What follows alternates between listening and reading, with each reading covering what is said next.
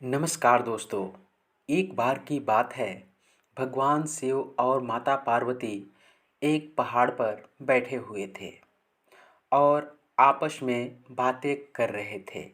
उसी समय माता पार्वती के मन में चार सवाल आए और वो चार सवाल भगवान शिव से पूछने की इच्छा हुई। तो माता पार्वती कहती है कि हे भगवान शिव, मैं आपसे चार प्रश्न पूछती हूँ और उन चारों प्रश्नों के जवाब देकर आप हमें संतुष्ट कर दीजिए। तो इस पर भगवान शिव कहते हैं कि हे पार्वती, तुम पूछ सकती हो अपने चारों सवाल को और तुम्हारे इन चारे सवालों को जवाब मैं देने का प्रयत्न करूँगा।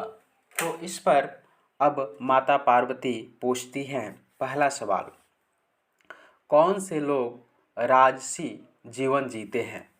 जो उनका पहला सवाल था, कौन से लोग राजसी जीवन जीते हैं। दूसरे सवाल, कौन से लोगों को बुढ़ापे में सुख नहीं मिलता।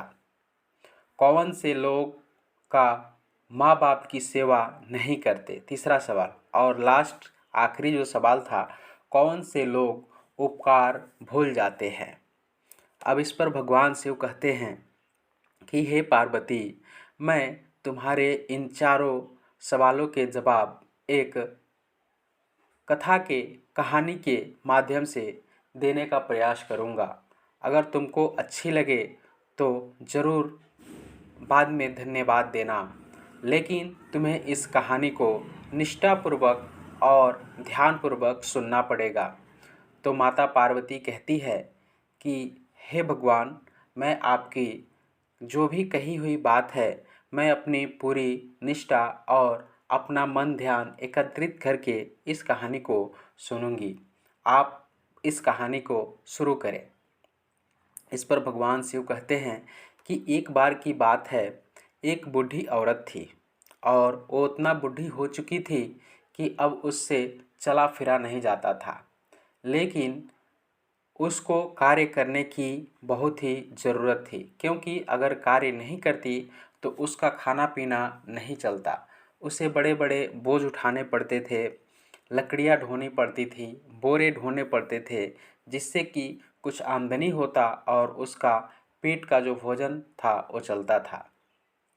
एक बार की बात है कि बहुत ही बड़ा उसको एक बोझा मिल गया और उससे उठ नहीं पा रहा था। तो रास्ते से एक राहगीर जा रहा था और वो राहगीर बहुत ही अपने आप में स्टैंडर्ड था, स्मार्ट था, उसकी पर्सनालिटी अच्छी थी। और तो वो बूढ़ी औरत ने देखा तो उसे कहा कि हे मानव, क्या आप हमारे इस बोझ को उठाकर हमारे सर पर रख देंगे। तो इतने में वो और जो आदमी था वो भड़क गया, बोला कि हम तुम्हें यही काम करने वाले दिखते हैं, हम तो एक बड़े आदमी बनने जा रहे हैं, हमारा यही काम नहीं है, हम बड़े लोग हैं और बड़ी कामें होती है। यह कहकर वहाँ से उस औरत की काम न किए हुए आगे बढ़ गया। जैसे ही आगे गया तो कुछ दूर आगे जाने के बाद एक आदमी कीचड़ में अपनी साइकिल लेकर गिरा हुआ था और काफ़ी बुरी तरीक़ा से फंस गया था। वहाँ पर कोई था नहीं। जैसे ही यह आदमी गया तो वह आदमी इनसे देखकर और आग्रह किया। आदमी बहुत ही पुष्ट था, पहलवान जैसा था, नौजवान था। तो सोचा कि यह हमारा मदद कर सकता है और हमारे साइकिल और हमें खींचकर बाहर निकाल देगा, तो हम फिर से अपने रास्ते पर जा पाएंगे।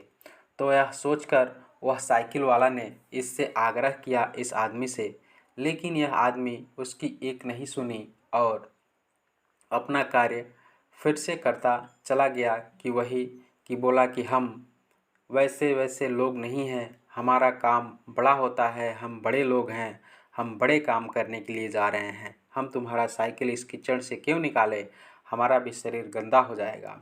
और आगे बढ़ गया।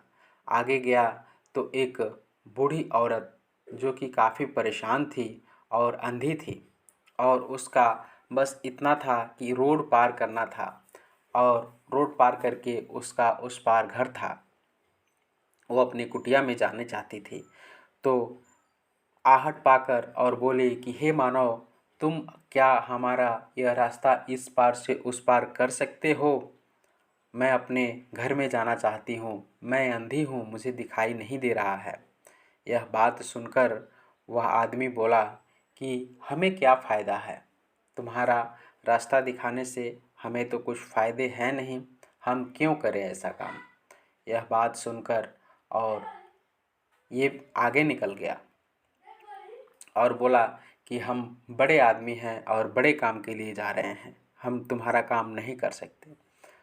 जब आगे गया तो आगे भगवान विष्णु की वहाँ पे दरबार लगी हुई थी, जहाँ पे एक वैसे आदमी का चुनाव करना था जो कि एक दिन पहले आवेदन दिया था कि वहाँ का जो राजा था उस राज्य के राजा को चुनना था। उसमें इसका भी आवेदन गया हुआ था।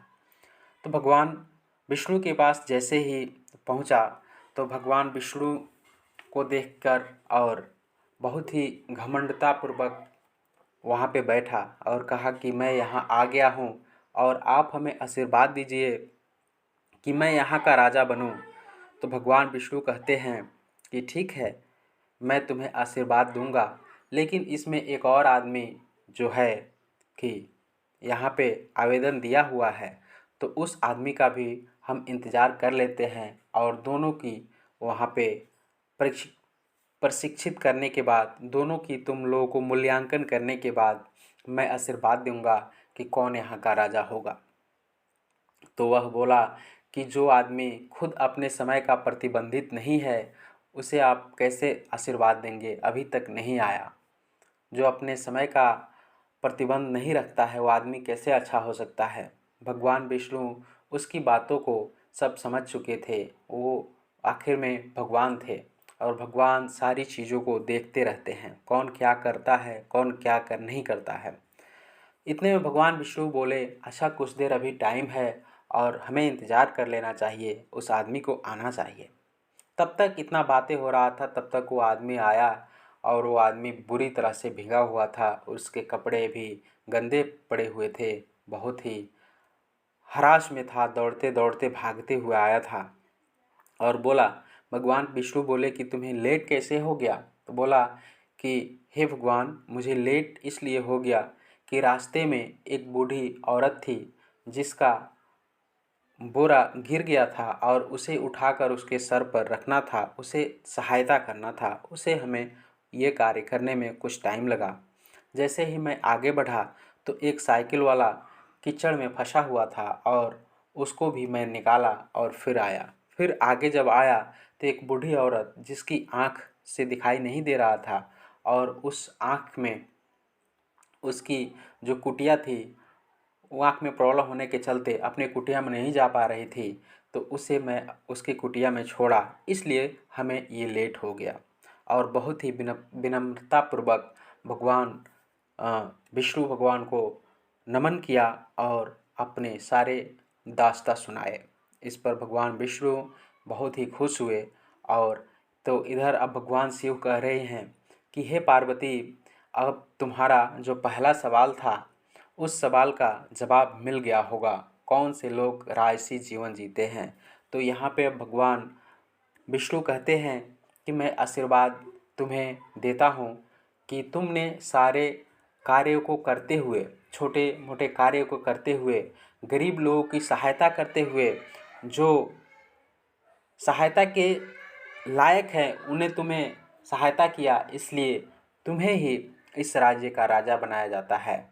तो पहला सवाल का जवाब वो है कि जो लोग छोटे आदमी की, गरीबों की मदद करते हैं या जिसकी ज़रूरत है उसे आप मदद करते हैं, तो आप राजसी जीवन जीने की आप में प्रवृत्ति होती है।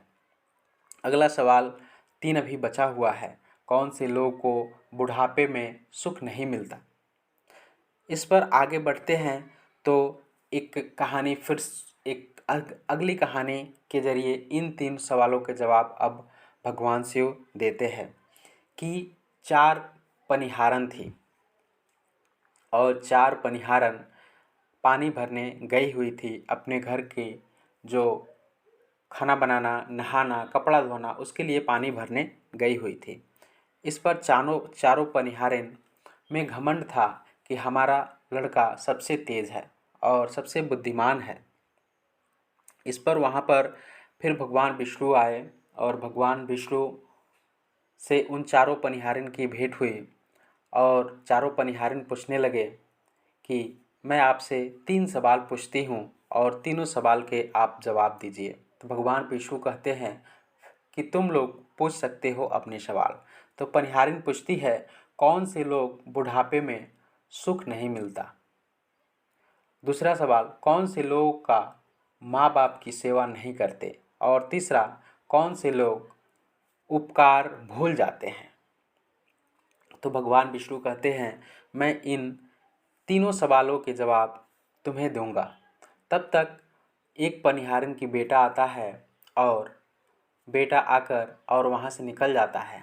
तो पहली पनिहारिन कहती है कि मेरा बेटा देखो कितना अच्छा है, यहाँ आया और चला गया। तब तक दूसरे पनिहारिन की बेटा आता है और वैसे ही चला जाता है। तीसरी पनिहारिन की भी बेटा आता है और वैसे ही चला जाता है। लेकिन चौथी पनिहारिन के बेटा आता है और कहता है कि हे माँ, तुम्हें ये ले जाने में कष्ट होगा, तुम्हारा घड़ा भारी है और इस घड़े को हम लेकर जाएंगे। तो अब दूसरा और तीसरा सवाल का जवाब इसमें मिल रहा है कि जो लोग अपने माता पिता की सेवा करते हैं उन्हें बुढ़ापे में भी सुख मिलता है, और जो लोग अपनी बाप माँ की सेवा करते हैं उनके भी बच्चे उनके सेवा करते हैं। तो इसमें दूसरा और तीसरा सवाल का जवाब मिल गया होगा। अब भगवान शिव कहते हैं, हे पार्वती, अब तुम्हारा चौथा सवाल, कौन से लोग उपकार भूल जाते हैं। इस पर कहते हैं कि वो लोग उपकार भूल जाते हैं जिनके पास धन दौलत हो जाता है और वो लोग घमंडी हो जाते हैं और अपना काम निकालने के बाद किसी को पहचान नहीं पाते हैं, उसकी अनदेखा करते